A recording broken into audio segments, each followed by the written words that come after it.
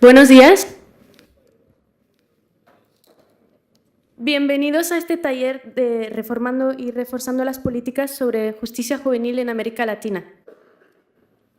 Es un placer para mí moderar este taller como representante del programa Eurosocial. Para los que no me conocen, me llamo Imen Berrabat, trabajo en la Oficina de Coordinación de las Áreas Justicia y Seguridad Ciudadana en París, en France Expertise International. Es el operador de cooperación del Ministerio de Asuntos Exteriores francés. Trabajamos en el programa Eurosocial como socio coordinador y coordinamos 7 proyectos de las áreas Justicia y Seguridad Ciudadana. Trabajamos junto con el observatorio, que lleva 2 de los proyectos, y es un placer para mí moderar este taller junto con Juan Víctor Vélez, que trabaja en el observatorio, que os va a explicar más tarde un poco con más detalles los proyectos que llevan en el marco de este programa. El programa Eurosocial es un programa de cooperación entre Europa y América Latina financiado por la Comisión Europea. El objetivo es promover cambios en las políticas públicas que mejoren la cohesión en nuestras sociedades.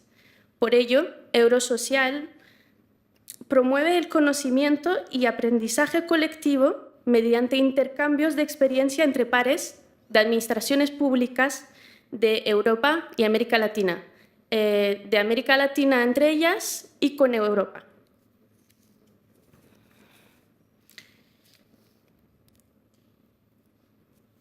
Sin más, porque tenemos muy poco tiempo, le voy a pasar la palabra a Juan Víctor Vélez, que representa al observatorio.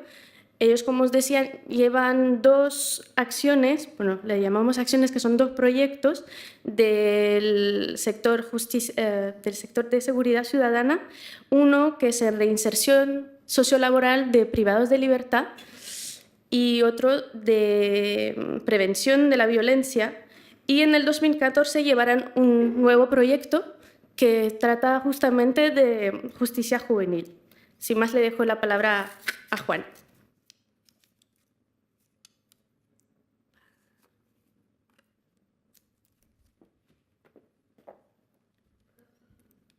Muy bien, muchísimas gracias por venir al taller de Reformando y Reforzando Políticas Públicas sobre Justicia Juvenil en Latinoamérica. Mi nombre es Juan Víctor Vélez, como decía Imen, y bueno, les voy a explicar brevemente, porque tenemos poco tiempo, el trabajo que hacemos en el observatorio con el programa Eurosocial y también, bueno, comentarles otra serie de convenios y de proyectos que tenemos con Latinoamérica, bilaterales y trabajo específico en la región. Con Eurosocial venimos trabajando 2 años en 2 líneas, como comentaba Imen: seguridad ciudadana, acción, prevención de la violencia y reinserción social de personas condenadas. En prevención de la violencia trabajamos con Colombia, Ecuador, México y Uruguay. Y me gustaría en este sentido destacar como un ejemplo del trabajo que venimos realizando, el trabajo que realizamos con el COMPES en prevención de la delincuencia juvenil en temática de justicia restaurativa y escalas de factores de riesgo. En el área también trabajamos en acción regional. Y en el aspecto regional hemos elaborado un modelo regional de política integral para la prevención del delito y la violencia que esperamos que pueden ver en los productos que tenemos aquí en la mesita de la izquierda. Y nuestra visión con este modelo es que tener una visión conjunta y global de la temática, así como implementación de ejes estratégicos que consideramos importantes en la materia en los diferentes países con los que estamos participando. Pasando a la acción de reinserción social de personas condenadas, hemos trabajado en Nicaragua, Panamá, Perú y Uruguay, donde principalmente hemos elaborado planes estratégicos de reinserción sociolaboral para personas en contexto de encierro, centrándonos principalmente en mujeres y jóvenes adultos. Ahora mismo estamos iniciando un trabajo en justicia juvenil, la línea de trabajo de justicia juvenil, y es por la cual también los delegados latinoamericanos están realizando una visita de estudio por Europa y actualmente se encuentran acá en la conferencia del observatorio. En este eje de justicia juvenil queremos trabajar a nivel nacional con los países y también a nivel regional o subregional, dependiendo de las problemáticas comunes. Esto me da pie a hablarles de ciertas problemáticas que conversábamos justamente ayer en la región. Problemáticas que vemos que es muy importante tener el componente juvenil presente dentro de toda la formulación e implementación de políticas públicas en seguridad ciudadana. Es patente esta importancia debido a la ratificación y a la adhesión que han llevado a cabo varios países de la región en la Convención sobre los Derechos del Niño y tienen muy presente. Coincidíamos ayer justamente conversando en 3 puntos comunes y creemos que son muy importante contextualizarles en estos 3 puntos comunes. El primero de ellos, el mayor uso de las medidas alternativas a la privación de libertad. Vemos que en algunos países de la región latinoamericana ni siquiera se encuentran legislados o contemplados, o el uso es muy residual. Hablamos de medidas de justicia restaurativa, de remisión, y en este caso podemos dar los informes aplauden a Perú, ¿no? El uso del instrumento de remisión fiscal y judicial. Un segundo punto muy importante que consideramos es la necesidad de especialización de los órganos judiciales. Hablamos aquí de que las personas las instituciones judiciales puedan especializarse en el trato con menores, en el trato con menores infractores. Seguido de esta temática tenemos la especialización también en justicia juvenil de los profesionales, desde jueces hasta trabajadores sociales, pasando por fiscales, abogados, creación de currículas especializadas en justicia juvenil. Pues sin más dilación dejo espacio a los delegados latinoamericanos para que hagan sus intervenciones y nos presenten sus políticas y avances en la temática. Muchas gracias.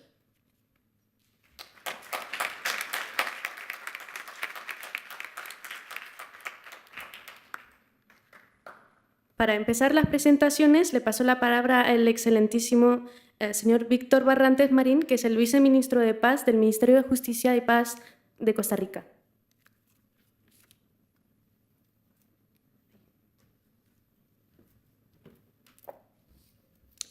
Muy buenos días, tengan todos ustedes. Muchas gracias al Observatorio Internacional de Justicia Juvenil por la invitación. Mi nombre es Víctor Barrantes Marín, soy viceministro de Paz del Ministerio de Justicia y Paz del Gobierno de Costa Rica. Un placer estar con todos ustedes. Les voy a contar un poco sobre lo que hacemos en Costa Rica, sobre todo en materia penal juvenil. Tal vez contarles que en Costa Rica tenemos una población de 1.763.000 personas, que el 36% de las personas son jóvenes, 49% hombres y 51% mujeres, y una población urbana del 70% y una población rural del 30%. Les voy a explicar brevemente qué hacemos. En el Viceministerio de Paz en Costa Rica tenemos 3 direcciones con las que trabajamos. Una de ellas es la Dirección de Gestión de Paz y Prevención de la Violencia, y la otra es la Dirección Nacional de Resolución Alterna de Conflictos. En Costa Rica trabajamos el abordaje de la prevención de la violencia con educación en cultura de paz y educación en resolución alterna de conflictos, lo que es mediación y conciliación. Tratamos de instalar capacidades en jóvenes y en el resto de la población, pero hacemos énfasis en adolescentes y jóvenes en mediación y resolución alterna de conflictos.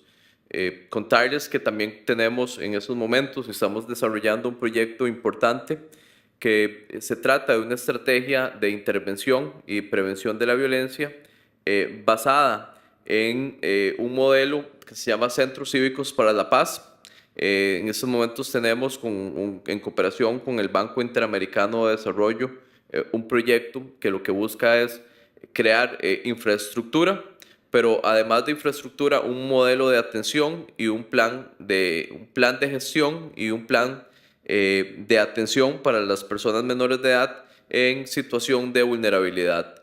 Estos programas están pensados para personas de 0 a 18 años.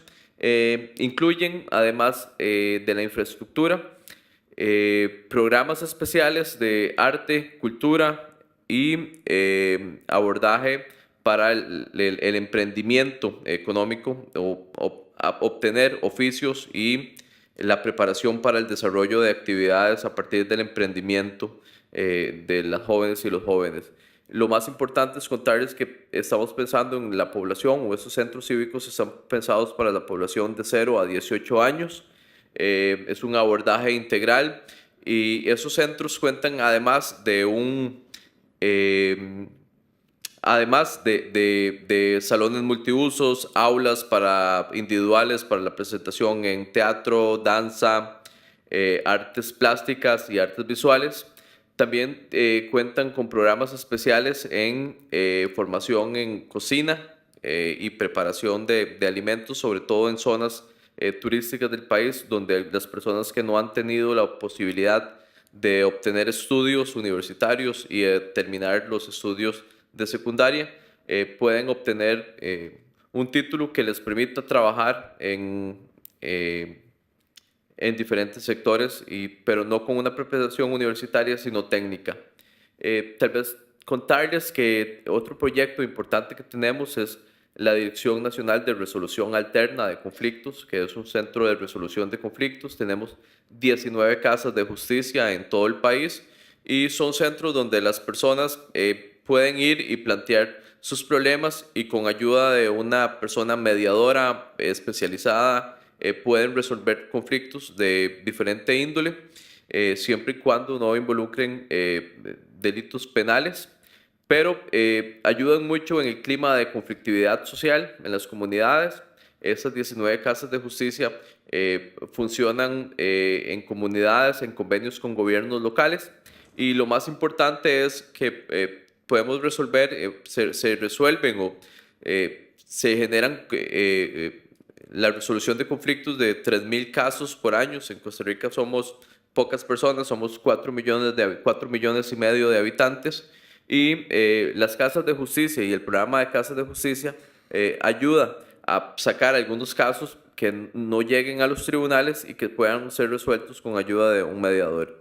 Dentro de otros programas que tenemos también están los planes locales de prevención local, que son programas de prevención local que hacemos con los gobiernos locales o las municipalidades, y en esos planes lo que hacemos es involucrar tanto a las autoridades municipales como a las demás instituciones que tienen presencia en las comunidades.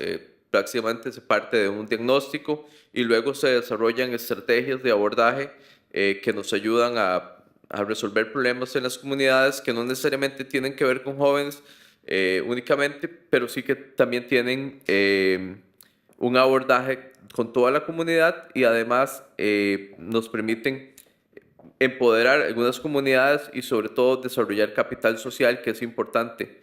A la hora de definir cuál es el diagnóstico, se generan rutas importantes de abordaje, y eso permite que el gobierno local cree comisiones de prevención de la violencia que al final pueden servir para otro tipo de soluciones, no únicamente en materia de seguridad, sino también de emprendimientos con comunidades y con jóvenes en materia económica. Contarles también que otro de los programas importantes que desarrollamos se llama Arte para la Paz, que es un proyecto de arte con jóvenes en condiciones de vulnerabilidad, y que se tiene la posibilidad de, por medio del arte, insertar jóvenes que han estado fuera del sistema educativo, que han sido expulsados del sistema educativo, y que la posibilidad de reencontrar un grupo a partir del arte y del estímulo en la creación y en la producción de productos audiovisuales y productos de artes plásticas. Nos llena mucho de alegría porque uno de los proyectos importantes que tenemos es con jóvenes que practican, que hacen el arte de graffiti en las calles y que generalmente lo hacían de una forma clandestina, pero la mayoría de esos, a pesar de tener muchos talentos importantes y tener grandes habilidades artísticas, no tenían sus estudios secundarios terminados, y hemos logrado con un grupo que se ha iniciado de 30 personas, 30 muchachos que son artistas pero que estaban sin títulos académicos, lograr reinsertarlos al sistema educativo mediante un convenio con el Ministerio de Educación Pública. Y la verdad es que nos llena de mucha alegría porque de pasar de las calles, de estar en las sombras, en la oscuridad, siendo perseguidos por la policía cuando hacían ese tipo de arte, ahora pueden hacerlo en espacios públicos, con permisos, con apoyo de instituciones, pero además reinsertarse al sistema educativo. Estamos iniciando una labor importante también de planificación y educación en el sistema penitenciario costarricense, y tenemos planes de estudio que hemos generado para programar adaptar los programas de educación primaria y secundaria en privados de libertad que, si bien tenían derecho a la educación y tenían programas, no tenían programas específicamente diseñados para privados de libertad. La situación de un privado de libertad es muy diferente a la de un joven que está en libertad, y por eso es que nos hemos dedicado a adaptar planes de estudio que son reconocidos por el Gobierno de Costa Rica y el Ministerio de Educación Pública, y que además se desarrollan con profesionales también del Ministerio de Educación Pública y del Ministerio de Justicia. 5 minutos alcanza para decir mucho o poco. Yo les dejo esto. Soy parte del Viceministerio de Paz en Costa Rica, y mucho gusto, muchas gracias por la oportunidad, y si alguien quiere conocer un poco más podemos hablar por aparte y contarles, pero gracias a Eurosocial y al OIJ. Gracias.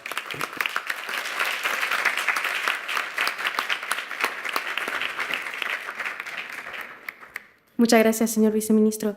Antes de pasar la palabra al próximo ponente, solo decirles que sí, las presentaciones son muy cortas, pero esperamos así poder tener un poco de tiempo para un espacio de debate después de las presentaciones. Sin más, entonces le paso la palabra al excelentísimo señor Jorge Manuel Pando, viceministro de Justicia del Ministerio de Justicia y Derechos Humanos de Perú.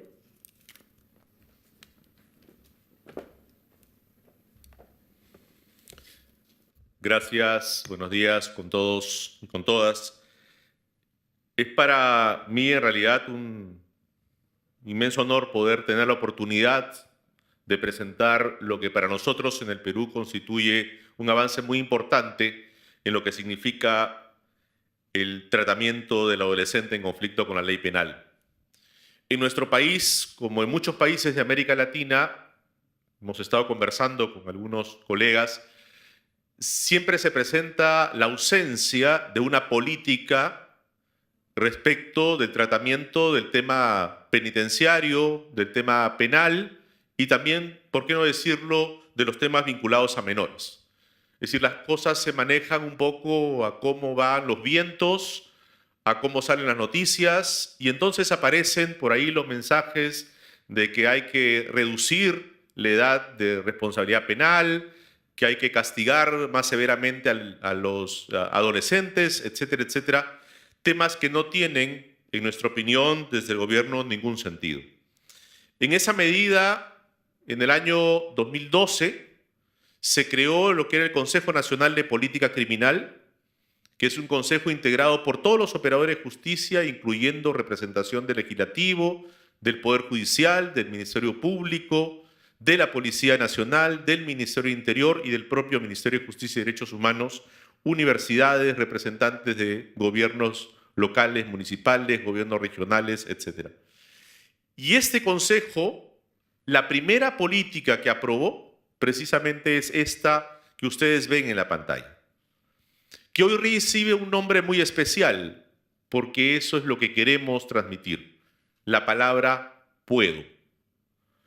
porque queremos transmitirle al adolescente que él puede cambiar y queremos transmitirle a quienes trabajan con el adolescente que también pueden trabajar y hacer algo mejor.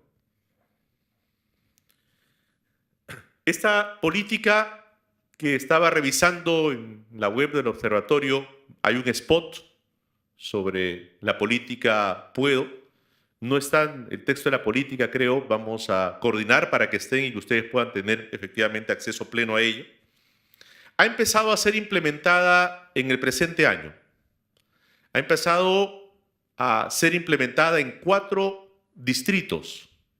Porque la idea no es tener una política solo nacional, de arriba hacia abajo, sino que hay un trabajo en la comunidad. Tal como se señalaba en la sesión anterior, el trabajo con la comunidad, con las familias, es algo que realmente consideramos que va a garantizar el éxito de esta política.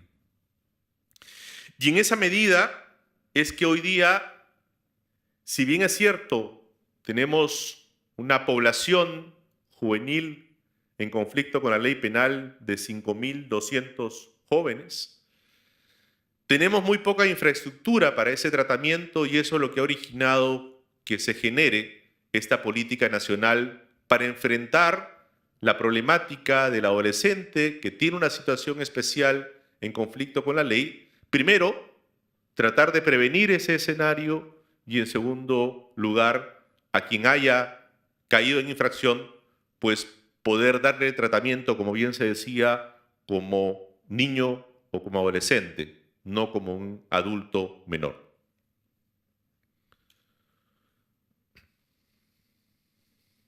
El enfoque que tiene esta política con el adolescente está basada en la doctrina de la protección integral de Naciones Unidas. Y tiene además un enfoque de víctima, es decir, no solamente el tratamiento adolescente, sino que también la víctima, eventualmente ese adolescente, pueda recibir un tratamiento adecuado y pueda finalmente haber una reconciliación entre ambos. El día de ayer, en este mismo salón, se hizo la presentación de un programa, que es el programa que tiene nuestro Ministerio Público o Fiscalía sobre jóvenes líderes. Pues bien, este programa es parte de la política. Así como hay un programa que tiene el Ministerio Público, hay otros que se trabajan a nivel del Poder Judicial y hay muchísimos que se trabajan como programas a nivel de la sociedad civil. Hay muy buenas experiencias de la sociedad civil, hay experiencias, por ejemplo, de los jóvenes de Arena, que una joven dedicada al arte, pues comenzó a trabajar con estos jóvenes que estaban en riesgo y los ha convertido efectivamente en artistas. Pero son programas muchas veces aislados, desconectados, no vinculados entre ellos. Lo que se ha querido hacer precisamente con esta política es integrar todos esos programas, todos esos esfuerzos, tanto del ámbito público como del ámbito privado, para que precisamente vayamos todos en el mismo objetivo. Y por eso es que estamos trabajando en los diferentes distritos, en las diferentes municipalidades, para implementar 2 cosas. Primero, lo que se llama la red local. La red local, donde está compuesta generalmente por 30 operadores, sector público, sector privado, para que todos ellos primero se conozcan, porque no se conocían en la localidad. Cuando un joven tenía un problema de drogas, no sabía la policía dónde enviarlo, porque no sabía dónde estaba dentro de su distrito ubicado un programa especial para el tratamiento de drogas con adolescentes. O necesitaban un psicólogo y no sabían dónde ubicar un psicólogo que trabajara con los jóvenes. Pues hoy día lo que se está logrando es precisamente eso, o lo que se busca lograr es precisamente que estos 30 operadores, donde está, como digo, sector público, está el Ministerio Público, está Policía Nacional, está el Poder Judicial de la zona, está la municipalidad comprometida, está la sociedad civil a través de instituciones diversas, pero también, por ejemplo, a través de asociaciones de padres de familia, de colegios, etc. Hoy día comienzan a conocerse, a integrarse y generan ellos un plan local para el tratamiento del adolescente en conflicto con la ley penal en su propio distrito. Con eso nosotros esperamos que pueda obviamente lograrse, como más adelante vamos a ver, el principal el principal objetivo, que es reducir precisamente los adolescentes que incurren en esta situación. Aquí en la presentación, que pueden ustedes tener acceso, lo que nos muestra es que la participación de un conjunto de factores es lo que llevan a tener un adolescente en riesgo para infringir con la norma. Hay problemas de familia, hay problemas de droga, hay problemas de alcohol, hay ausencia en el colegio, hay problemas de trabajo. Y no es un solo factor, sino es el conjunto de factores el que pone al adolescente en riesgo de infringir la norma. Por eso la política que hemos diseñado lo que busca es precisamente prevenir la situación de aquel menor, de aquel adolescente que está en una situación de riesgo en cualquiera de estos escenarios. La prevención básica ya está diseñada con una política especial en temas de salud, educación. Esta política lo que busca es la prevención tanto secundaria como terciaria. Es decir, prevenir respecto del adolescente que no ha incurrido en infracción todavía o que si ha incurrido no ha sido detectado, así como intervenir en aquellos casos y de manera adecuada con el adolescente que ya haya infringido la norma y que recibe un adecuado tratamiento cuando llega a la policía, y por eso es, como ya estoy fuera de tiempo, aquí ustedes pueden ver un módulo especial que se ha creado en las comisarías para la atención especial y exclusiva de los menores que están en conflicto con la ley penal, donde hay un defensor para ellos, donde está un fiscal, donde tiene un ambiente especial de atención o de meditación, si se quiere, y un ambiente separado también para la víctima, donde la víctima también recibe orientación psicológica.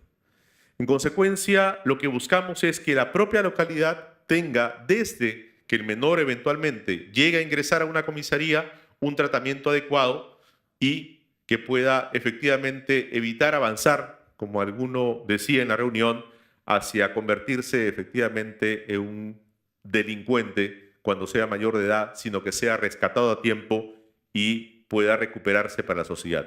Es efectivamente, como decía el magistrado de Bangladesh, son niños.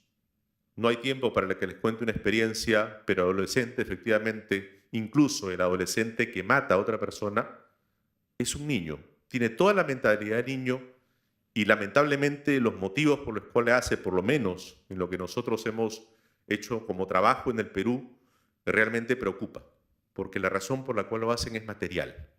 Y no es para comer, es para tener cosas de marca.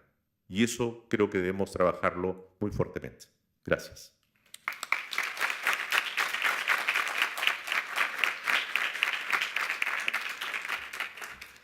Muchas gracias, señor viceministro, por su presentación. Nuestro próximo invitado es el doctor Claudio Augusto Vieira da Silva, coordinador general del Sistema Nacional de Socioeducación de Brasil, que nos va a hacer su presentación en su hermoso idioma, en portugués. Entonces, para los que quieran, hay interpretación.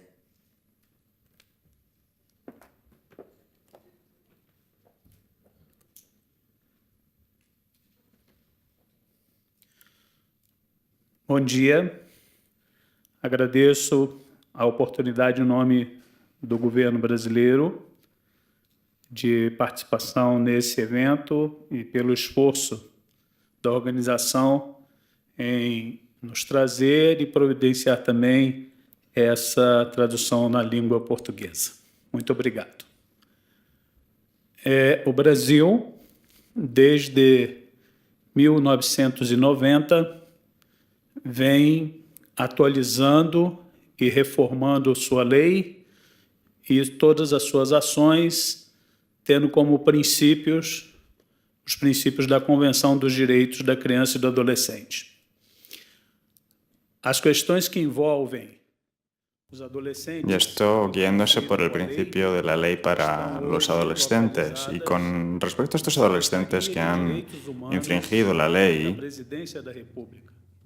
Bueno, pues el Secretariado de Derechos Humanos se encarga de estas cuestiones. Se trata de un organismo de coordinación que se ocupa de todas las políticas públicas necesarias para tratar de manera global a los adolescentes que infringen la ley. Por eso esta misión pues se encuentra en la Secretaría o Secretariado de Derechos Humanos. Nuestra legislación y las leyes que nos rigen las fijan las Naciones Unidas, la Convención de los Derechos de los Jóvenes Privados de Libertad y luego también nuestra propia legislación nacional, los Estatutos para Niños y Adolescentes, Ley Federal adoptada en 1990. Y una resolución adoptada también por el Consejo Nacional. Y este Consejo Nacional, además, pues en él están miembros del Gobierno, el Gobierno Central, el Gobierno Federal y también miembros de las organizaciones de la sociedad civil que funcionan a nivel federal. En 1990, este Consejo estableció lo que ya se conoce en Brasil actualmente como un sistema específicamente creado para tratar a los adolescentes que han violado la ley. Y esto pues se hizo en 2006 con la resolución 119.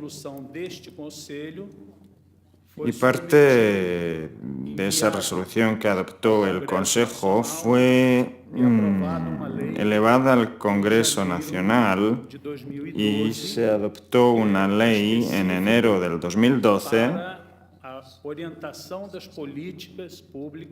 que está diseñada específicamente a orientar las políticas públicas acerca de los jóvenes que han infringido la ley. Así que los principios que están ahí son los que orientan las políticas que se utilizan para estos adolescentes infractores.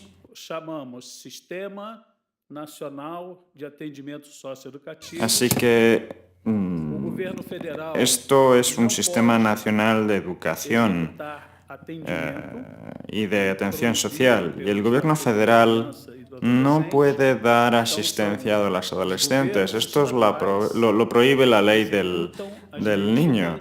Por lo tanto, son los gobiernos estatales los que tienen que implementar esas medidas. Hay 26 gobiernos estatales y estos 27 tienen una unidad responsable que se encarga de los jóvenes, de los niños privados de libertad. Hay municipalidades y ayuntamientos que se encargan de la implementación de lo que llamamos las medidas abiertas, en medio abierto, por ejemplo, servicios en comunidad, libertad condicional o vigilada. Y tenemos aquí a un juez de Minas Gerais y podemos decir que el sistema judicial, bueno, pues cada uno de estos 27 estados federales en Brasil tiene también sus propias competencias, tiene su propio sistema judicial, pero la legislación que se aplica es nacional. No es posible aplicar leyes diferentes en cada estado. Existen 6 posibilidades. Por ejemplo, se puede hacer una admonición, una advertencia, que es la medida más leve, y la medida más seria pues sería el internamiento. Tenemos régimen abierto, detención, que son las medidas que pueden aplicar los gobiernos de los estados federales. Cuando hay un internamiento o privación de libertad, pues esta medida se aplica cuando el delito cometido por el adolescente es serio y además implica un peligro para la vida. O si ha habido reincidencia, si la persona, el joven, ha cometido reincidencia o si este joven pues no ha podido o no ha cumplido alguna de las medidas que se le han impuesto anteriormente. En Brasil también hemos desarrollado un sistema de derechos humanos. Existe un número de teléfono que es gratuito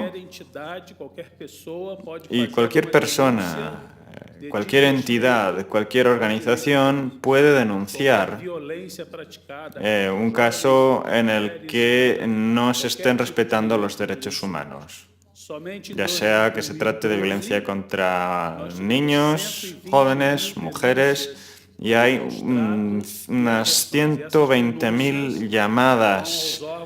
Por ejemplo, en 2012, 120.000 llamadas denunciando esas violaciones de derechos. Y esto pues luego se remite a los órganos responsables de hacer las pertinentes investigaciones. Tenemos un verdadero problema en la sociedad brasileña y lo mismo se puede decir en toda América Latina. Hay muchos jóvenes que mueren asesinados. La cifra más reciente que tenemos en Brasil para el 2012 indica que en Brasil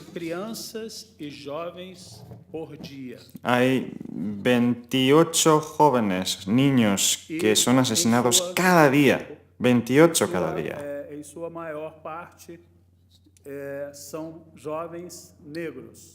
Y la mayoría además son niños, son jóvenes negros.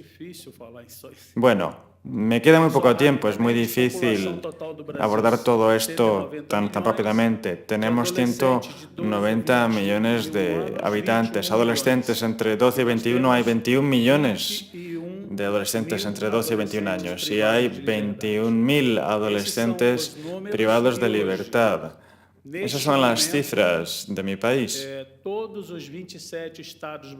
Y actualmente los 27 estados en Brasil están elaborando un plan para tratar a estos adolescentes que infringen la ley. Y será un plan que será de aplicación durante 10 años.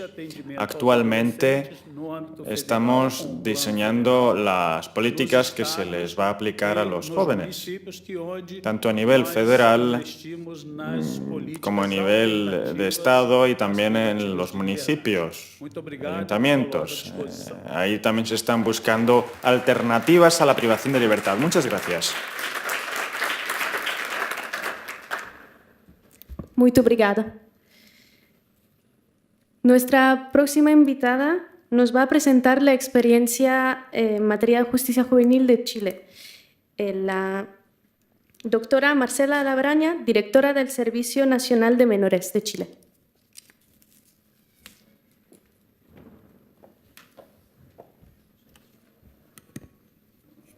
Menos mal que el podio no es transparente porque si no, no me vería. Bueno, muy buenos días a todas y a todos. Partir por agradecerle a la organización todo lo que ha hecho, no solamente por habernos convocado a nosotros, que nosotros venimos de una visita de estudios de Londres, que la verdad es como hacer un doctorado, darse vuelta por los mismos centros. Y también porque he estado a cargo de organización y sé lo que implica la producción de esto, por mientras nosotros nos vamos a dormir o a conversar, ellos siguen funcionando. Bueno, partir como país por decirles que nosotros hemos pasado por un gran péndulo. Los años 80 fueron años muy duros para nuestro país, producto que nos encontramos en dictadura. Y eso hace que claramente no es que haya un enfoque distinto respecto a la justicia juvenil, sino que prácticamente no era establecida, no existía en el mundo la Convención Internacional de los Derechos de los Niños y las Niñas, y menos si hubiera existido en los años 80, Pinochet lo hubiera ratificado. Cuando retornamos a la democracia, ese péndulo vino hacia la democracia, pero quizás nos centramos mucho más en lo que eran los derechos humanos, en los adultos, en la reconstrucción de lo que era la democracia y también en lo que fue la falta de derechos humanos y el respeto a la diversidad política. Mediados de los 90, fines de los 90, nos concentramos mucho más en lo que eran los derechos de la mujer y buscar la igualdad de género. Y bueno, y este año 2014 me detengo acá porque no es casualidad, asumo un nuevo gobierno que es el de la presidenta Michelle Bachelet, también ex ONU Mujeres, y para ella el contexto internacional es tremendamente importante, los derechos humanos, ella tiene una historia particular que hace que todo esto sea no solamente un desafío como gobierno, sino que una convicción que tiene ella también como persona. Y en este contexto, la primera actividad pública, la presidenta de la República, fue en la constitución del Consejo para la Infancia, lo que hace una diferencia en lo que hoy día está ocurriendo. Esto no es solamente continuidad, sino que también una relevancia técnico-política, y en esto se enmarca la presentación que voy a hacer ahora. Que voy a tratar de no pasar los 15 minutos, ¿eh? No sé. Es que mi amigo Víctor se los comió todos. Bueno, antecedentes relevantes. Este es el contexto. En junio del año 2007 entra en vigencia la ley 20.084, que es la ley que viene a poner otra mirada de lo que y concretiza esta mirada que nosotros queremos como tener como país republicano y demócrata. Se abandona el enfoque tutelar y caminamos, el péndulo en definitiva va por fin hacia un enfoque de derecho que garantice cierta justicia y se le dé la igualdad de oportunidades a nuestros jóvenes. Y esto hace que se cree el sistema de responsabilidad penal adolescente, que va entre los 14 y los 18 años. Ahora, esto no quiere decir que no hayamos tenido algunas complicaciones. Nuestra complicación también tuvo que ver con la implementación de esto, porque a diferencia de la reforma procesal penal, que fue un paso más atrás antes de esta, es que se implementó por regiones en el país. Y la la ley de responsabilidad penal adolescente fue implementada al mismo tiempo en todo el país, en muy poco tiempo. Obviamente nosotros nunca vamos a tener todos los recursos que deseamos, ni el estándar que tiene Londres, pero la verdad nos aseguramos unos mínimos que hoy día nos pesan bastante como país. Siempre enfocado, y lo que ha sido un énfasis en este gobierno es centrado en el respeto a los derechos humanos y, por supuesto, en la Convención de los Derechos de los Niños y las Niñas, que nosotros como país el próximo 2015 vamos a cumplir un cuarto de siglo desde que lo ratificamos. Y por lo más sigo creyendo que una forma importante de hacer prevención es difundir esta convención una y otra vez hasta que todos entendamos, y como ayer decía este gran premiado de justicia juvenil que nos dio una cátedra con mucha humildad de los derechos humanos, hay que difundir, decirlo, la prevención es más económica, pero en la medida que también estemos muy convencidos de lo que estemos haciendo. Bueno, y lo más relevante de todo es que reconocemos al adolescente en su especial etapa de desarrollo. No es cualquier edad, tampoco es una edad compleja como se ha tratado de instalar, sí una etapa distinta, y para eso tenemos que proporcionar nuestra justicia juvenil. La Ley de Responsabilidad Penal Adolescente tiene grandes cambios en base a lo que ya mencioné. Lo que hace es que amplía la batería, el abanico de sanciones, y eso hace que dejemos de tener medidas estándar para los jóvenes y abordemos sus diferencias y, por supuesto, los hechos que pueden haber cometido. A algunos se les restringe la privación de libertad con mayor gravedad, y lo que buscamos privilegiar esencialmente es que no estén en los centros privados de libertad, sino que estén cumpliendo estas sanciones fuera. Las sanciones tienen por objeto hacer efectiva la responsabilidad penal adolescente por los hechos que cometieron, de forma que tengo un foco también esta intervención y esta sanción en lo socioeducativo. Escuchaba al ministro de Perú y nosotros, bueno, compartimos los mismos, somos países vecinos. El joven que llega a esta situación es, como decimos en Chile, y por las condiciones también educativas que tenemos en nuestro país, que es tremendamente segregado, nuestro país en lo educativo.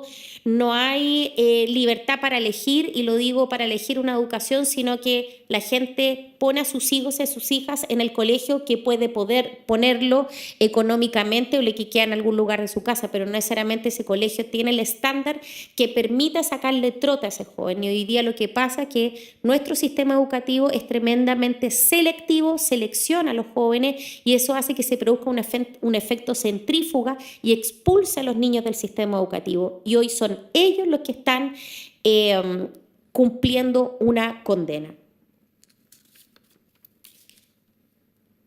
Algunos datos respectivos, la población que hoy día, este año, no necesariamente que hoy día estén ya, no hayan cumplido la medida, sino que en el año 2014 transitaron 29.100 jóvenes con alguna medida, ya sea cerrada o semicerrada.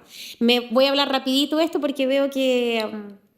pero solamente decirles que los 3 primeros programas, que el Centro de Internación Provisoria, el Centro Cerrado y el Semicerrado, son las cifras que nosotros tenemos ahí que están privados de libertad y si ustedes se dan cuenta son bastante menores que los que están fuera.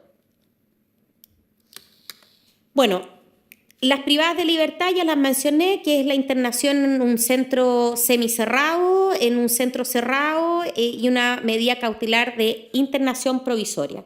Las no privativas de libertad, la amonestación, la multa, la reparación del daño causado, que por lo demás les quiero decir que estas son las que menos se ocupan. Y acá tenemos un déficit también con el Poder Judicial y la falta de especialización de ello.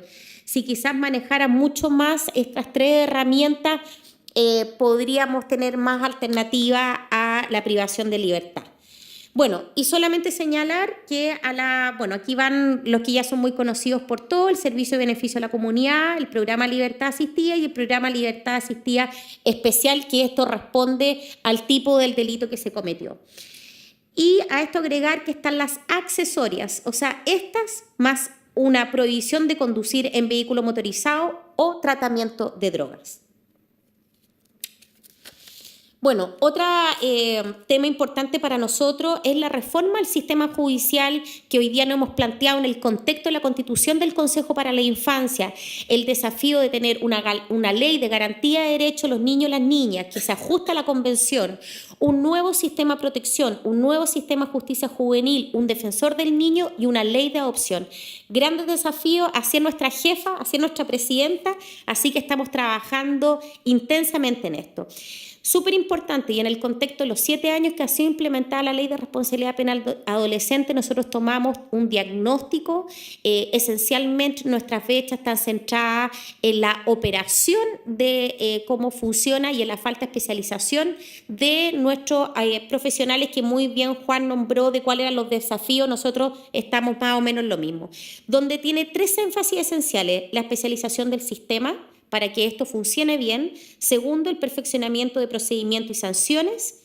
Y en el fondo con esto, ¿qué es lo que buscamos? Seguir perfeccionando la proporcionalidad de la justicia al joven adolescente, reconociendo su etapa de desarrollo. Y el fortalecimiento institucional, que es de lo que ya recién había hablado, de estas nuevas 5 modificaciones. Y esto todo se enmarca en una política también de reinserción social y adolescente, que es para lo cual nosotros también le hemos pedido ayuda a la OIJ, que creemos que es donde uno marca la diferencia y en el momento que todavía uno puede sembrar y hacer que estos jóvenes no entren a la cárcel de adultos y no continúan, parece que un destino que fuera el de todos y durante la de sus padres, sus abuelos, etc. En esta reforma al sistema de justicia lo que buscamos es mejorar el modelo de intervención, corregir el modelo establecido cuando se implementó la ley y hacer una estructura especializada con foco en el Poder Judicial, donde sentemos que tenemos un poquito más el déficit y quizás que en el área de protección esto lo tenemos mucho más, los tribunales de familia están mucho más avanzados. Y por último, un servicio especializado.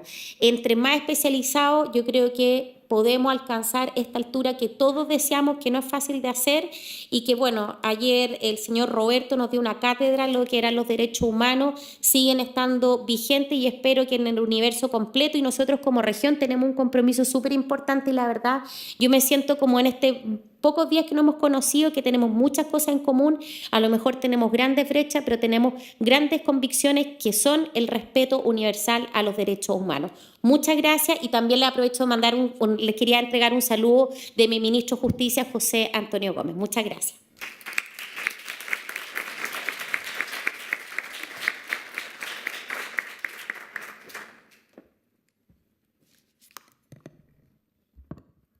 Muchas gracias por esta presentación.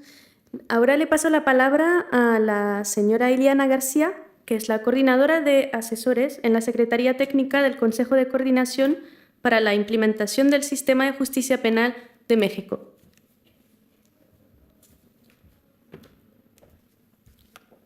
Buenos días a todos.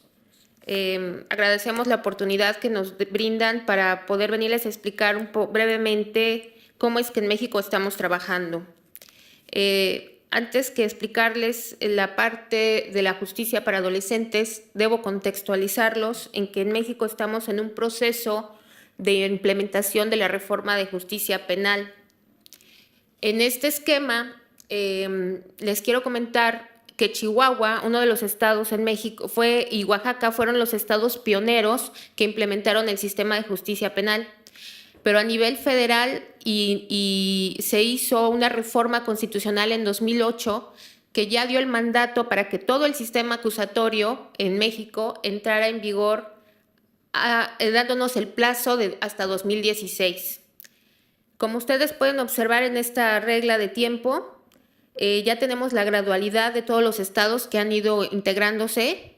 Tenemos un diagnóstico de que ya 4 de ellos están operando totalmente y así vamos avanzando. Para los delitos federales, que es la regla de tiempo que está abajo, estamos apenas implementando el sistema en 2 estados.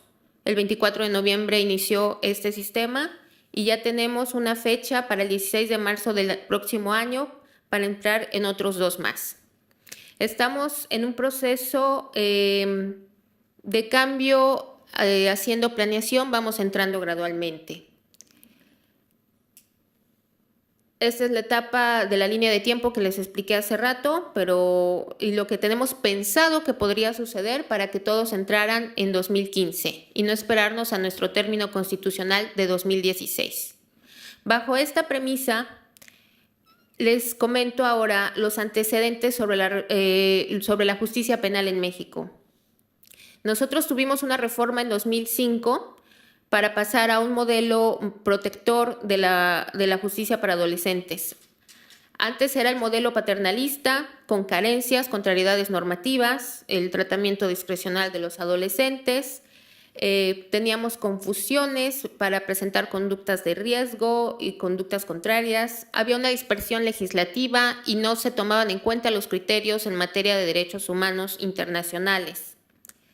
Mucho menos se tomaban en cuenta los modelos del sistema acusatorio. En 2005 se hace una reforma constitucional en la que se ordena que haya 33 sistemas de justicia para adolescentes, porque fueron los 32 estados más la federación. Esto, a lo largo del tiempo, nos ha venido creando un problema en nuestra aplicación y en nuestro entendimiento, en la gestión.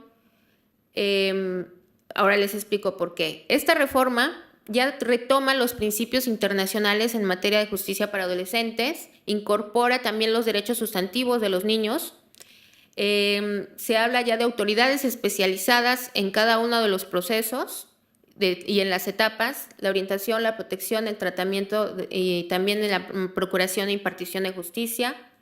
Ya son sujetos de derechos y obligaciones. Se les considera ya también con responsabilidad en su carácter de personas en desarrollo. Se les reconocen elementos de corte garantista y se integra la protección integral prevista en los tratados de derechos humanos. Incorpora también la responsabilidad penal de los 12 años, a partir de los 12 años, y se establece que en menores de edad solo se va a rehabilitar y asistir a estas personas. Es así que nuestros estados cuentan con leyes Y en el proceso que vamos haciendo de la implementación del sistema de justicia penal, nos ha tocado ahora ir alineando cada una de estas leyes que se emitieron en su momento al sistema acusatorio y además al Código Nacional de Procedimientos Penales, que apenas entró en vigor este año en México. Entonces, ya tenemos leyes que no están alineadas al sistema acusatorio, leyes que sí están alineadas al sistema acusatorio y leyes que están alineadas ahora a nuestro nuevo Código Nacional, porque acabamos de unificar. Hay una diversidad de legislación. ¿Cuál es nuestro objetivo? Recientemente se está impulsando en México una reforma nuevamente constitucional para que nuestro sistema ahora unifique la legislación de justicia para adolescentes y se alinee a nuestro reciente Código Nacional de Procedimientos Penales. Esta reforma constitucional está en el Congreso, ya aprobada por una de nuestras cámaras y acaba de pasar a la Cámara Revisora. Consideramos esto como una necesidad porque nos dimos cuenta que había algunas malas prácticas que se estaban implementando o que se dieron en los estados. Hay variación en los conceptos doctrinales y en los conceptos sustantivos que prevén los instrumentos en materia de derechos humanos. No todas las leyes prevén qué va a pasar cuando un adulto joven deja de ser adolescente. Quedaron vacíos legales. Aquí les estoy mencionando algunos ejemplos en estas láminas. No se prevé en todas las legislaciones el catálogo de los derechos de las víctimas, que viene a ser muy importante. Tampoco se prevén derechos y la participación de la familia y de los padres en algunos casos, que eso también viene a ser un aspecto fundamental para poder tratar al adolescente. En algunos hemos visto que no se trabaja muy bien la proporcionalidad de la medida que se impone y así en varios, bajo esta circunstancia. Como les comentaba, a raíz de esta dispersión de legislación y de derechos que tenemos en el Congreso ahora una nueva reforma constitucional para incorporar nuevamente algunas observaciones que nos hicieron en su momento por parte de la Oficina en México del Alto Comisionado de Naciones Unidas. Estamos precisando terminología. Ahora sí estamos señalando expresamente que se va a hacer un proceso acusatorio y oral. Estamos haciendo algunas adecuaciones también para no hablar de reintegración social, sino de reinserción. Y procurar que la medida de internamiento sea excepcional. Ya vamos avanzando en este proceso. Una vez que tengamos aprobada la reforma, se va a emitir una ley nacional de adolescentes, de la cual ya también tenemos un proyecto en la que estamos estableciendo los derechos, medidas. Algo muy importante para nosotros es que ya estamos incorporando los mecanismos alternativos de solución de controversias en este nuevo proyecto de ley. Se crea una unidad administrativa especializada para la evaluación y seguimiento de medidas cautelares, de la suspensión condicional del proceso y de medidas sancionadoras no privativas de libertad. Se regulan procedimientos abreviados y una serie de derechos y de procedimientos que creemos nosotros van a mejorar bastante la calidad de nuestros adolescentes y el proceso de justicia para ellos. Perdón por correr, pero tengo muy poco tiempo. Tenemos muchos retos. Primero, que deben de ir a la par. Debemos de culminar perfectamente la implementación del sistema acusatorio y con ello ir también implementando las leyes que se requieren para este sistema acusatorio. Uno de ellos, que apenas se aprobó en México, fue la Ley de Mecanismos Alternativos de Solución de Controversias, fue antier o ayer. Tenemos que sacar la Ley de Adolescentes, tenemos que adecuar nuestro Código Penal, tenemos que hacer una serie de adecuaciones legales y ya después continuar con nuestra planeación estratégica. Esa es la parte que me tocó venir a comentarles. Por supuesto, hay que prever recursos para llevar a cabo esta parte. Estamos en un proceso de transformación en el que México está muy comprometido. Yo formo parte de de una institución que fue creada ex profeso para esto, y pues les agradezco su atención.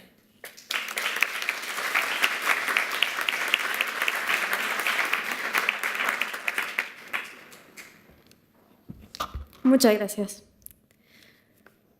La próxima invitada es la doctora Doris María Arias Madrigal, magistrada, titular de la Sala 3 Penal de la Corte Suprema de Justicia de Costa Rica.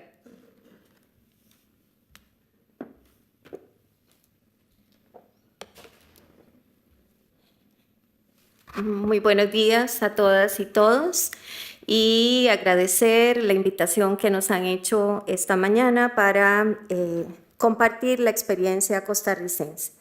Bueno, Costa Rica es un país en la América Central y tiene un desarrollo bastante diferente de lo que han mostrado esta mañana. Costa Rica es un país que respeta mucho los derechos humanos. Es la sede en este momento de la Corte Interamericana de Derechos Humanos y además desde el año 1996 y entró en vigencia en el 97 la Ley de Justicia Penal Juvenil, que es una ley que tiene un sistema acusatorio, además que potencia las medidas alternas. Fue el laboratorio de América Latina de muchas de las iniciativas legales y en ese sentido creo que llevamos una ventaja comparativa.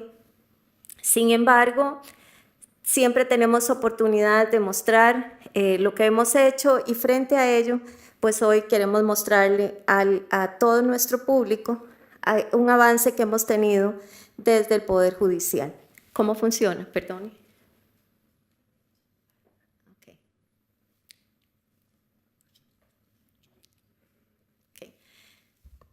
Bien, en relación con la justicia especializada, Costa Rica ha hecho avances importantes. Observa la observación general número 10 del Comité de los Derechos del Niño, que es en relación con la necesidad de justicia especializada en materia penal juvenil y en ese sentido respeta la interseccionalidad de los derechos humanos de la niñez y la adolescencia. Tiene una jurisdicción especializada. Ahí vemos en un pequeño esquema que tiene judicatura especializada, Ministerio Público especializado, Defensa Pública especializada, equipos técnicos especializados en trabajo social y psicología y también cuenta con una policía judicial especializada. Tenemos un personal debidamente capacitado. No solamente incluye al personal subalterno, porque tan importante es el operador judicial como el encargado final de atender a la persona menor de edad. Entonces, hemos creado cursos de capacitación para estas personas encargadas de la atención, porque finalmente una persona que es sometida a un proceso penal juvenil va a ser atendida por este personal. Organizamos anualmente talleres, conferencias, visitas.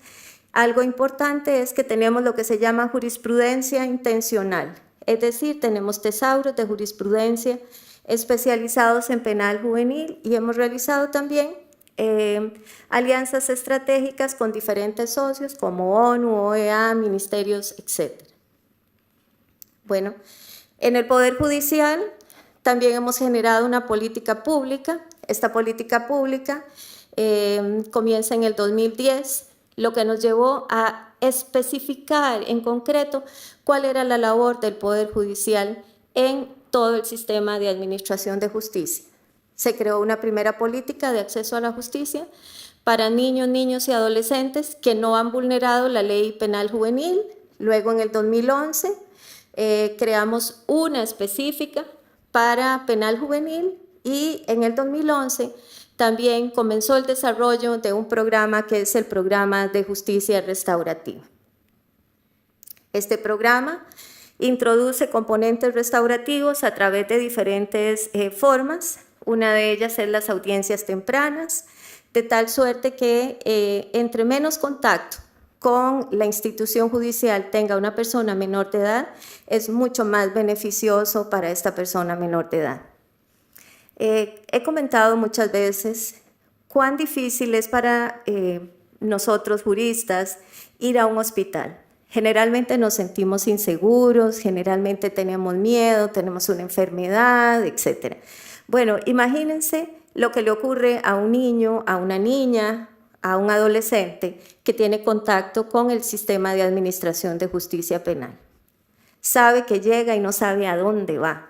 No tiene ni idea de que es una organización judicial, porque probablemente a nosotros nos tocó pasar por una facultad de Derecho para lograr entender qué era la administración de la justicia. En cambio, para una persona menor de edad, usuaria, que llega a los servicios, esta persona no tiene ni idea de lo que le va a pasar ahí. Lo único que tiene es miedo, ansiedad y además una carga adicional, porque generalmente estas personas tienen problemas con su familia y además saben que han hecho algo, que ese algo es malo, pero no logran determinar hacia dónde van ni qué es lo que va a pasar con su vida. Bueno, es por ello que hemos hecho estas audiencias tempranas, de tal suerte que no tengamos que ir más allá. Luego hemos generado dentro del programa de justicia restaurativa lo que se llaman las redes de apoyo institucional. Estas redes de apoyo funcionan a lo interno y a lo externo. Y es aquí donde hemos logrado el mayor de los beneficios del programa. Y es que hemos logrado articular la sociedad civil con redes de apoyo institucionales y organizaciones no gubernamentales, de tal suerte que tenemos un banco de datos muy amplio donde nosotros podemos enviar a nuestros jóvenes que van a una audiencia temprana y posteriormente van a participar del programa.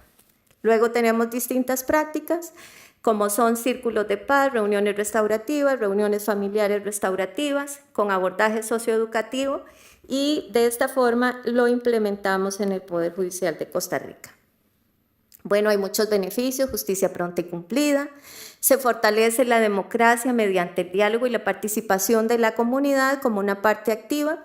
Yo creo que Costa Rica se convierte en un país pionero en América Latina para estos programas de justicia restaurativa, porque si bien es cierto, hemos leído y escuchado muchísimo sobre un programa de justicia restaurativa, lo cierto es que aquí ya tenemos protocolos de actuación, tenemos qué es lo que tiene que hacer el fiscal, qué es lo que tiene que hacer la defensa, qué es lo que tiene que hacer la sociedad civil, cómo es que se hace el acuerdo con la sociedad civil, cuál es el requerimiento, porque no crean que todos los muchachos que acceden a una suspensión del proceso a prueba van a cumplir todas las veces. Tuvimos una experiencia, un muchacho nos falsificó, ¿verdad? Nos falsificó un registro. Y bueno, fue una experiencia muy interesante porque él lo vio como algo divertido. Para él fue un reto, para nosotros también fue un reto. ¿Cómo hacer que él no nos falsificara esto? En todo caso, finalmente el muchacho que trabajaba en un centro de ancianos logró terminar su trabajo en beneficio de la comunidad, y también nosotros aprendimos que también ellos en algún momento pueden fallar. Pero eso no implica que los tenemos que devolver a un centro cerrado. Corro y corro. Bueno, estos son los resultados de las audiencias. Costa Rica tiene 7 provincias y en el segundo trimestre del 2014 tuvimos oportunidad de aplicar 1.209 procedimientos de audiencias tempranas, de tal suerte que 1.209 personas menores de edad no tuvieron contacto con nuestro sistema penal. ¿Cuáles son los resultados de las redes de apoyo? También lo tenemos sectorializado, 409 redes de apoyo institucionales y ONGs. Y esto para mí es la parte más valiosa, porque cuando yo inicié con la idea de la justicia restaurativa, yo pensé que la comunidad, por el tema de la opinión pública, no iba a responder. Y fue todo lo contrario. La comunidad, la sociedad civil está interesada en apoyar los programas de justicia restaurativa. Aquí tenemos un collage de algunas de las instituciones. Bueno, ¿cuáles son los resultados anuales? Quisiera decirles que para el 2013 tuvimos 13.271 horas de servicio a la comunidad. Llevamos un registro de cuántas horas las personas, en lugar de haber tenido que pasar por el proceso penal y en lugar de estar en una cárcel, pudieron aplicar beneficio a la comunidad. Luego tenemos también procesos socioeducativos, formales e informales. Formales, por ejemplo, aprendizaje de un oficio; informales, realizando su trabajo comunal en una ONG. Luego tenemos procesos terapéuticos, ofensores, en casos de ofensores sexuales y abusos de drogas. También tenemos conciliaciones, libertad asistida y reparaciones. Todo esto para decirles que, bueno, contamos con unos altos estándares de protección de la niñez y la adolescencia, lo cual no quiere decir que no tengamos personas en la cárcel en ese momento, y digo en la cárcel porque mientras no eliminemos los barrotes, eso seguirá llamándose cárcel. Costa Rica tiene aproximadamente 150 personas detenidas que son personas menores de edad, menores de 18 años, y tiene aproximadamente 150 personas más que son personas entre los 18 y los 35 años de edad, que es el máximo de detención, porque nosotros también protegemos a la niñez y la adolescencia, aún a pesar de que tenga que descontar una vez cumplidos los 18 años. Lo hará en una cárcel de menores. En todo caso, creo que siempre hay que trabajar un día sí y otro también con relación a los derechos de la niñez y la adolescencia. Ellos son el ahora, pero también son el futuro de nuestra sociedad. Muchas gracias.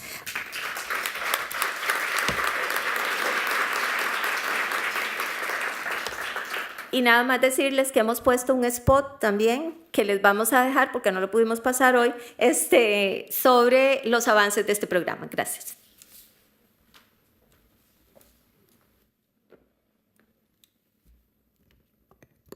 Muchas gracias por su presentación, doctora. Para presentar la experiencia de Colombia, le paso la palabra a la señora María Catalina González Moreno, que es asesora de la Dirección Justicia, Seguridad y Gobierno del DNP. ¿Cómo estás con no?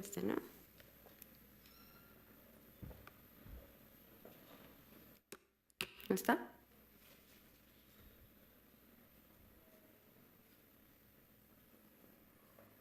Bueno, pequeño problema técnico. ¿Voy hablando? Vale. Bueno, muy buenos días. Mi nombre es Catalina González, represento el gobierno colombiano y básicamente les voy a presentar muy brevemente, por el tiempo que tenemos, la política de prevención de delincuencia para adolescentes y jóvenes que está en este momento a punto de implementarse en nuestro país. Esta política inició su preparación y su elaboración, lleva más o menos aproximadamente 2 años de construcción, y ha tenido como varios, digamos que básicamente se planteó en un inicio para poder atender un problema público específico. Cuando hablamos en Colombia de todo el tema del sistema de responsabilidad penal para adolescentes en un contexto de conflicto armado, digamos que todo lo que tiene que ver con justicia juvenil representa un gran reto para nosotros. Hay una alta participación de adolescentes y jóvenes tanto en el sistema de responsabilidad penal para adolescentes como en el sistema penitenciario de adultos.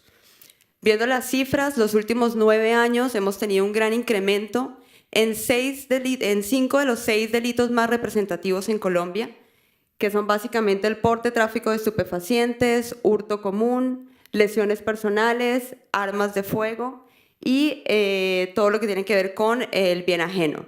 En estos temas son adolescentes entre los 14 y 18 años los que mayoritariamente están participando en la comisión de delitos, y de 18 a 25 años también tenemos una alta tasa de población que está participando en este tipo de delitos.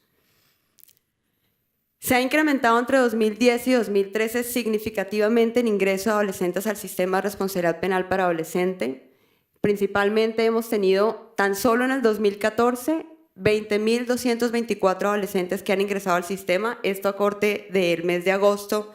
Pensaríamos que ya ahorita para diciembre estamos teniendo casi que llegando a 30.000 adolescentes ingresando al sistema de responsabilidad penal para adolescentes. Esto nos representa un gran reto dada que la capacidad institucional, la voluntad política, tener una cultura punitiva, significa que tenemos que atravesar por grandes cambios y grandes desafíos en el país. Como consecuencias de este problema público, hemos tenido adolescentes y jóvenes en situación de vulnerabilidad, en donde han sido carentes de toda la garantía de derechos, una pérdida de beneficios económicos, políticos y sociales como país, dado que tenemos una población joven que está más dedicada a actividades ilícitas que estar estudiando, trabajando en caso de los jóvenes adultos o estar en actividades propias de su edad. Y uno tercero son los costos derivados de esos efectos en materia de seguridad ciudadana. Esta política básicamente lo vamos a poder ver en este pequeño esquema.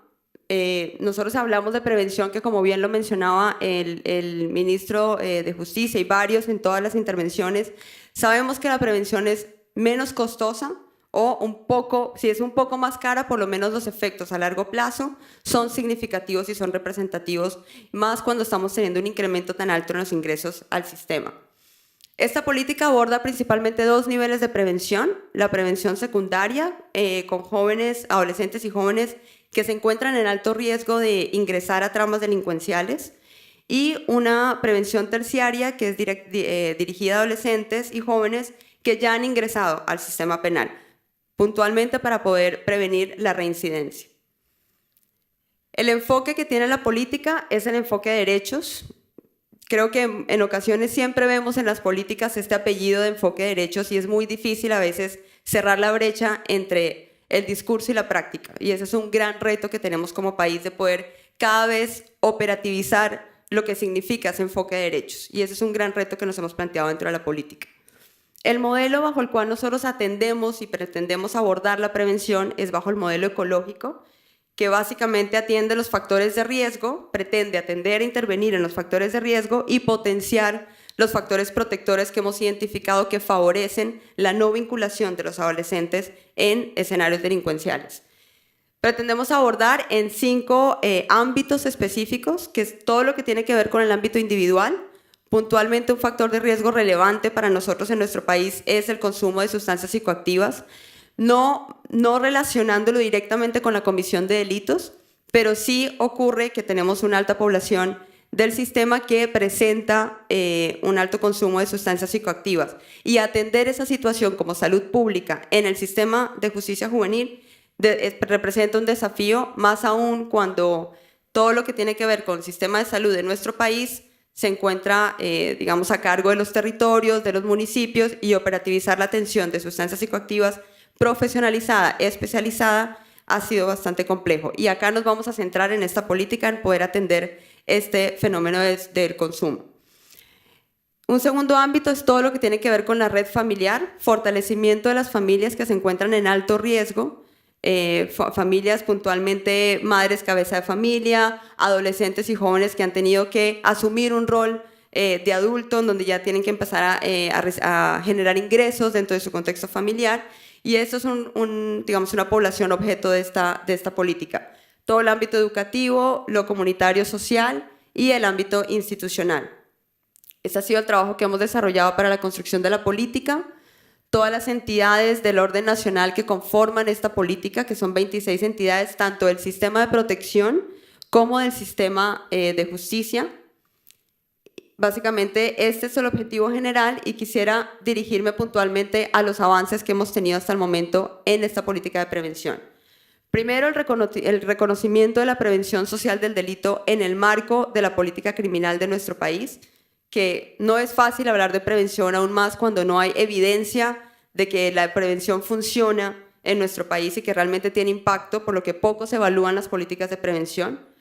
La incorporación de la prevención social del delito dentro del plan de gobierno dentro de estos 4 años que vienen, más aún cuando estamos a puntas de un proceso de acuerdo de paz.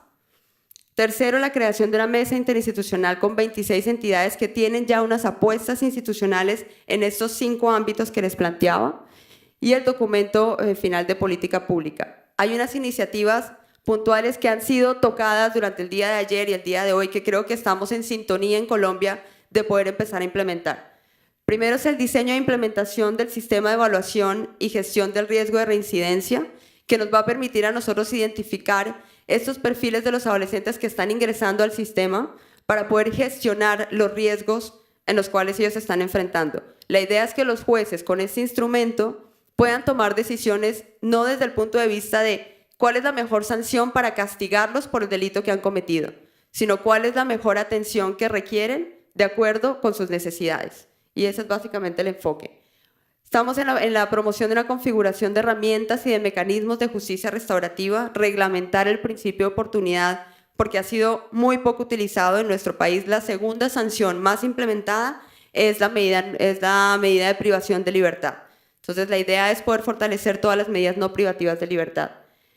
Se va a diseñar e implementar un modelo sociopedagógico de integración para adolescentes que básicamente pretende atender a aquellos adolescentes que finalizan su sanción en el sistema de responsabilidad penal y acompañarlos durante 2 años posteriores a que ya ha finalizado su sistema, porque hemos visto un alto nivel de reincidencia, tenemos un 20% de reincidencia en el sistema y eso significa que tenemos que atender programas en posegreso. Cuarto, la conformación de la Comisión Verificadora de Derechos Humanos, aquí muy alineado con el instrumento que nos planteaba ayer la doctora Alexandra de UNODC, en donde quisiéramos verificar los derechos humanos y sobre todo erradicar los malos tratos e inhumanos que pueden estar teniéndose en algunos centros, sobre todo en casos de tortura, que a veces en casos de amotinamiento se presenta que ingresa la policía y hay gases. Bueno, hay diferentes situaciones que se están presentando en los centros y quisiéramos erradicar ese tipo de tratos. Y el diseño de una arquitectura institucional en el sistema de responsabilidad penal para adolescentes. Ya estoy viendo aquí que te has levantado, entonces hay grandes retos. Básicamente debemos fortalecer las medidas no privativas de libertad. El tema del consumo de sustancias es un gran reto. Y bueno, creo que dejo ahí porque no tenemos más tiempo, pero cualquier información adicional que ustedes requieran, pues estamos a la orden y pueden consultar también la página del Ministerio de Justicia, donde van a encontrar un estudio de prevención de adolescentes y jóvenes en Colombia. Muchas gracias.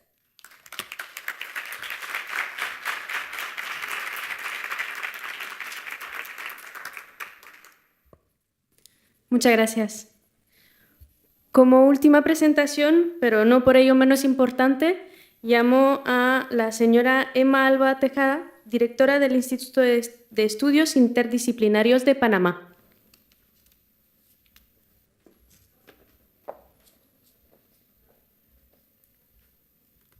Muy buenos días a todos y a todas. Sumándonos a los agradecimientos de nuestros compañeros al observatorio por habernos invitado, ¿verdad?, a participar en esta conferencia y traerles a ustedes realmente el trabajo que estamos haciendo en Panamá a niveles ya de los centros de menores infractores.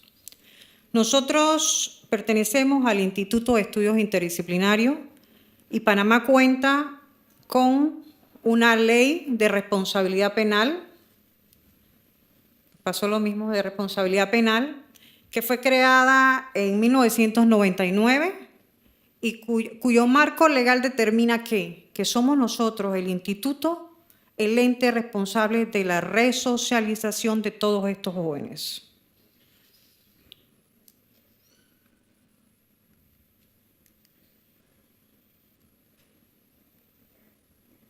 A ver si me ayudan porque me quedé por aquí estancada.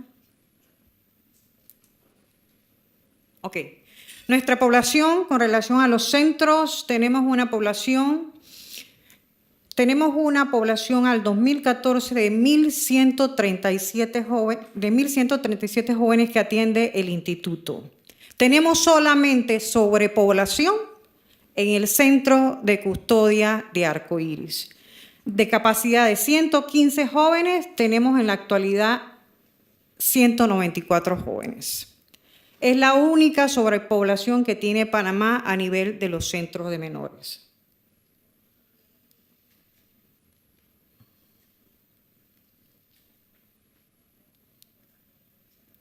A ver si me ayudas, porque si no nos quedamos aquí. Dime nada más a dónde.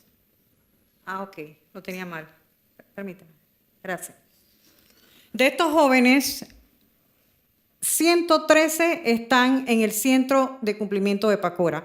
Pero mire, antes de continuar dándoles esta estadística, yo quiero que ustedes sepan que en nuestro país tuvimos, y esto como génesis, unos episodios muy tristes y serios dentro del año 2009 al año 2011. En el centro de cumplimiento, antiguo centro de cumplimiento de Pacora, fueron quemados 6 jóvenes, ¿verdad? Primero producto de una reyerta y posteriormente tuvo que intervenir la policía. Tiraron bombas y gases lacrimógenos y los jóvenes se quemaron. Estos fueron unos episodios tan tristes en Panamá y gracias a Dios esto coincidió con que ya Panamá, previendo que necesitábamos mejorar las estructuras, desde el año 2005-2007 y con el apoyo del BID, para el año 2012 ya Panamá pudo entregar estructuras acordes y respetándole los derechos de estos jóvenes para que estos episodios que Panamá vivió de ese tiempo que le estoy hablando, de esos años, no se volvieran a repetir. Y hoy en día les puedo comentar a todos ustedes que nosotros tenemos un modelo regional. El Centro de Cumplimiento de Pacora es un centro que los convido, que ojalá algún día puedan ustedes ir a visitarlo, porque es el orgullo. O sea, Panamá sufrió tanto, pero hoy en día tenemos estas instalaciones. Pero miren que no todo se puede quedar ahí, porque no hacemos nada con estructura, sino le damos a los jóvenes los tratamientos o lo que ellos merecen. Y Panamá, igualmente, con un apoyo de equipo técnico, preparó su modelo de atención o de intervención integral a los jóvenes. Hoy en día estamos validando el modelo con expertos internacionales. Y bajo esa óptica quiero decirle que en el Centro de Cumplimiento de Pacora tenemos 113 jóvenes. Estos 113 jóvenes, en ese centro, al igual que a nivel nacional, nuestra población, el 85% tiene educación. Recibe educación a través del Ministerio nuestro, pues, de Educación, y todas estas instituciones nuestras, tanto el Ministerio de Salud, el Ministerio de Educación, están tan comprometidos con nuestros jóvenes que ellos van allá y buscan dónde terminaron ellos, dónde quedaron, y los apoyan con profesores de multigrado, y ahí tenemos graduaciones. Hemos tenido por parte del observatorio el programa de inserción sociolaboral, del que tanto hemos hablado. Nosotros podemos decirle a ustedes hoy con orgullo que Panamá ya tiene un plan de inserción. Y no solamente se quedó con un plan, tenemos un programa de inserción sociolaboral que estamos igualmente validando. Y tenemos el apoyo. Este año, estas fueron las metas que cumplimos nosotros con el observatorio. Implementamos el plan, diseñamos y validamos, y el programa estratégico de inserción sociolaboral y de formación de formadores. La semana pasada tuvimos nosotros un consultor del observatorio, quien fue a darnos al equipo técnico, más de 25, 30 equipos técnicos nuestros, incluyendo los custodios, esta clase de formación. Y quiero decirle que nuestro personal, casualmente hablando de la especialidad, se siente muy comprometido porque siente que por primera vez en la vida los hemos tomado en cuenta. Se les está tomando en cuenta y se les está capacitando, porque realmente este personal lo que sí tiene es vocación. Porque, señores, el que trabaja en un centro de menor infractor, sepan, lo que tiene que tener es vocación. Porque el que no ama ese trabajo no puede estar allí. Y es bueno que yo les diga a ustedes, todos sabemos que en Panamá, en mayo, se dio un nuevo cambio de gobierno. Y es importante que yo les señale que nuestro presidente de la República, Juan Carlos Varela, al igual que el excelentísimo ministro Milton Enrique, tienen 3 pilares y Panamá está cambiando. ¿Cuáles son los 3 pilares para ello? Primero, respeto a los derechos humanos. A los derechos humanos de todas las personas que están privadas de libertad y específicamente de nuestros menores infractores. Segundo, la seguridad. Y tercero, la resocialización. Y nuestro ministro ha dicho, yo quisiera que nuestras cárceles de adultos fueran lo que es en este momento el Centro de Cumplimiento de Pacora. Y no terminamos ahí. ¿Por qué no terminamos allí? Porque miren que como hemos estado oyendo todas estas ponencias anteriores y las experiencias de nuestros colegas de la región, ¿qué pasa con aquellos jóvenes que ya pasan la mayoría de edad y tienen que ingresar a los centros de adultos? Porque nosotros tenemos poblaciones actuales en centros de adultos. Esos jóvenes los perdemos, porque todos sabemos, y es una experiencia regional de que en los centros de adultos lo que se vive no son más que escuelas de crímenes. Entonces, Panamá ya está solicitando y tenemos un plan, unos planos que ya están próximos a licitar para lo que es, ¿qué cosa? El centro de transición. Porque nosotros necesitamos que esos jóvenes no pierdan el trabajo que se ha hecho en Pacora. Esos jóvenes continúen, y me voy a pasar porque ya me dijeron, porque yo necesito que ustedes vean esto. Esto es lo que se está haciendo en Pacora. Tenemos 10 talleres vocacionales, y esos talleres vocacionales están regidos o regentados por la institución vocacional que en Panamá lleva esa área, que es el INADE. Estos jóvenes, los diplomas que reciben no están estigmatizados. Y para yo ser ciudadano y entrar común al INADE, usted no se imagina la cantidad de requisitos que necesito. Bueno, el INADE está en los centros con nuestros jóvenes, dándoles certificaciones, y cuando esos jóvenes salen, muchos de ellos están llevando hasta 10, 15 certificaciones de esos talleres. Panadería, tenemos una panadería de excelencia, donde siempre lo digo muy llena de orgullo, de que con nosotros están trabajando la empresa privada en ese tema de inserción. Nuestros trabajadores, nuestros empresarios, les hemos demostrado que estos jóvenes valen la pena, que a estos jóvenes se les puede ayudar, y ellos han llevado incluso productos que tienen ellos dentro de sus empresas como de masa congelada, que son algo tan novedoso, se los entregan a los jóvenes para que lo trabajen, y cuando salen de ahí ya los están recibiendo. O sea, realmente nosotros estamos insertando a nuestros jóvenes. Y estos son talleres, le cuento este taller de proyecto avícola, 6,000 pollos al mes, cada 3 meses se producen estos pollos. Y la productora, la mayor productora de granja avícola en Panamá, que es Melo, es la que está liderizando con nuestros jóvenes este proyecto, que lo que producen ahí no es más que los pollos de exportación de esa empresa. Así que yo quiero decirle a ustedes que Panamá sí está trabajando, que nosotros creemos en la inserción laboral y le damos las gracias al observatorio y esperamos que continuemos, ¿verdad?, trabajando con estos jóvenes, porque vale la pena y la verdad es que lo merecen. Me quedarían tantas cosas por decirle, pero yo quiero decirle que nosotros estamos muy orgullosos de lo que estamos haciendo en Panamá, y esos jóvenes valen la pena porque ustedes los apoyen. Gracias.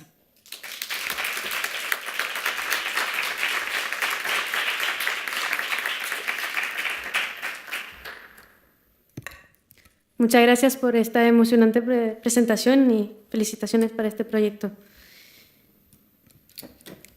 Bueno, quisiera agradecer a todos por participar a este taller, en particular a nuestros invitados por sus presentaciones, por compartir sus experiencias con nosotros hoy, por haber hecho el viaje también desde tan lejos, y perdón por mi rol de moderador, que he tenido que cortarles. Sé que sus presentaciones, bueno, podían durar mucho más, es muy difícil hacer una presentación tan breve con un tema tan complejo. Bueno, entonces, perdón. Ahora vamos a pasar a un breve espacio de debate. Si alguien tiene preguntas, por favor, micrófono.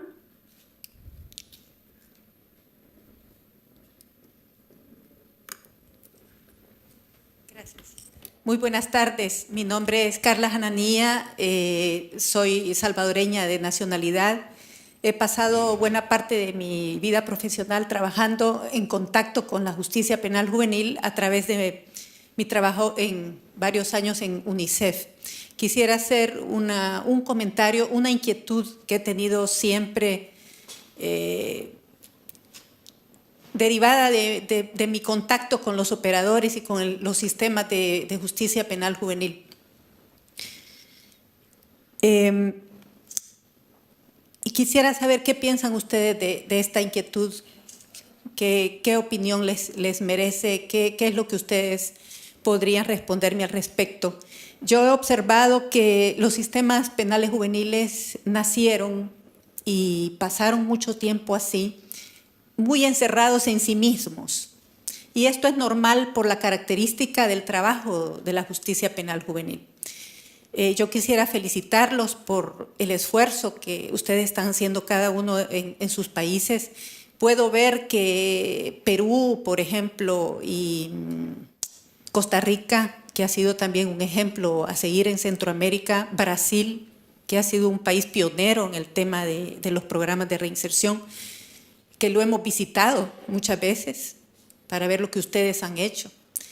Empiezo a ver que hay una apertura, empieza a haber una apertura, pero cuando me refiero a que los sistemas penales juveniles están encerrados en sí mismos, a lo que me refiero es a que la población o los clientes del sistema penal juvenil son, en así decirlo, el fracaso de las otras políticas públicas del Estado. Sin embargo, y a pesar que los sistemas penales juveniles tienen mucho que decirle a las otras políticas, tienen mucho que retroalimentar, tienen mucho que devolver a la política de empleo, a la política de familia, a la política de educación, a la política de medio ambiente, a la política de cultura y arte. Sin embargo, no lo hace, no lo hace lo suficiente. Y yo siento que esto va en detrimento de esa estigmatización que la sociedad civil y ese deseo de castigo que la población manifiesta y contra el cual se lucha permanentemente, que es un aspecto cultural, va en detrimento de ese deseo de castigo y de esa falta de comprensión que por lo general los sistemas penales juveniles se enfrentan en cada una de las sociedades. Entonces, yo quisiera saber qué piensan ustedes al respecto, porque si bien nos podrían decir, no, si no es competencia de ustedes, no es su mandato darle recomendaciones a la política de empleo, por ejemplo, o a la política de inserción social general o a la política de educación, de qué hacer, porque lo que reciben ustedes son el reflejo de los errores que están pasando en las otras políticas públicas.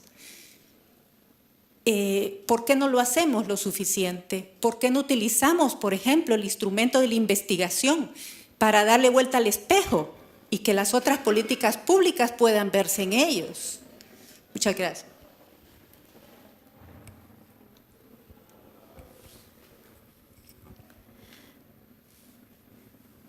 Bueno, yo quisiera señalar que no ha sido fácil avanzar.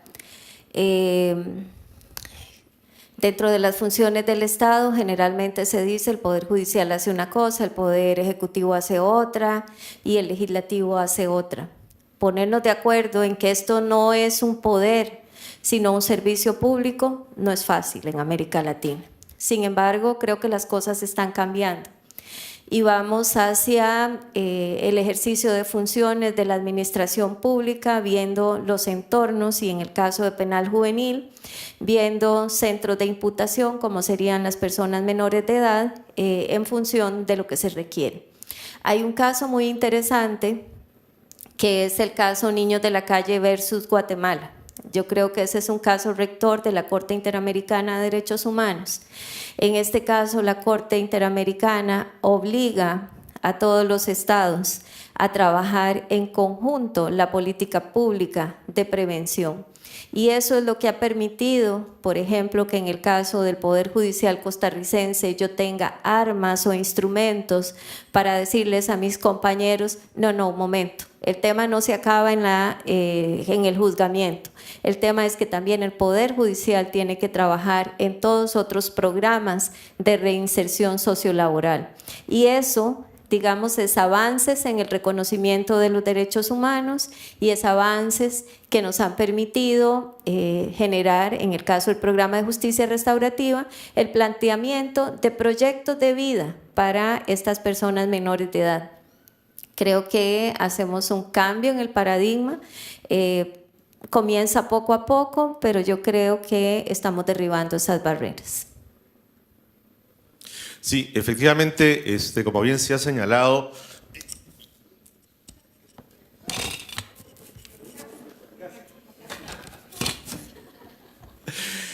en América Latina tenemos el problema de los compartimentos estancos.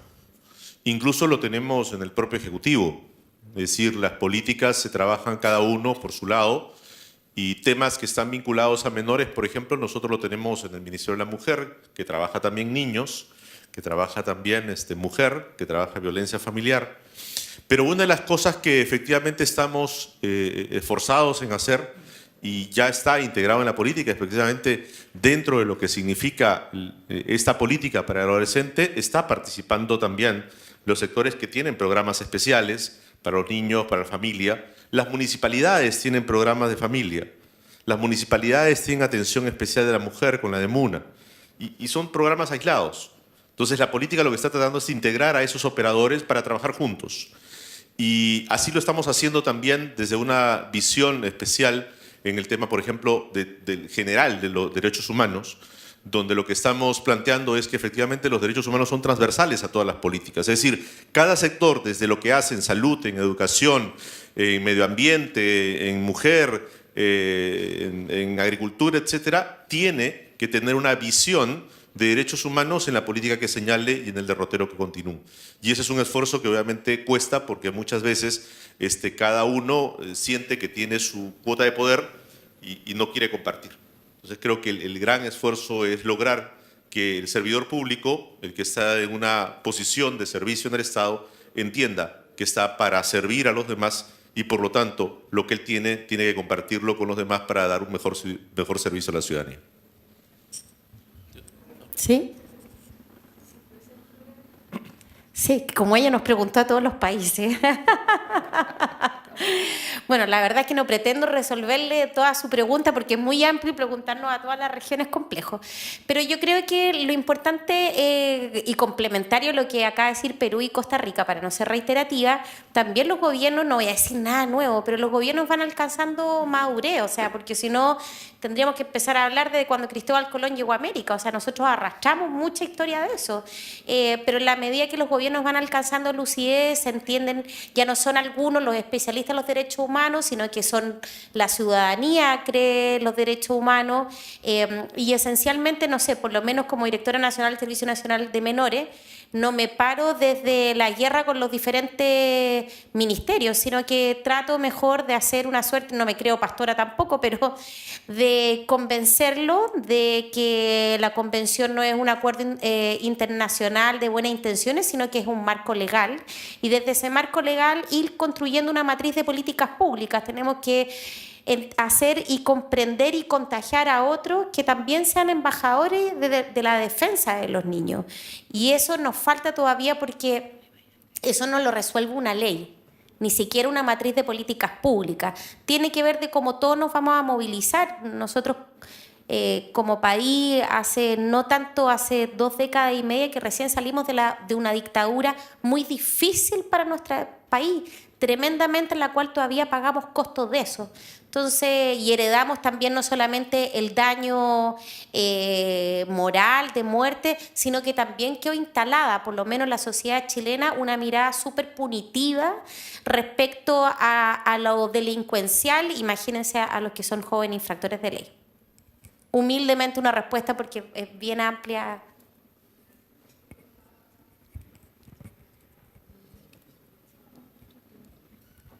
Bueno, sabemos que ya es un poquito tarde, que tienen muchas ganas de comer.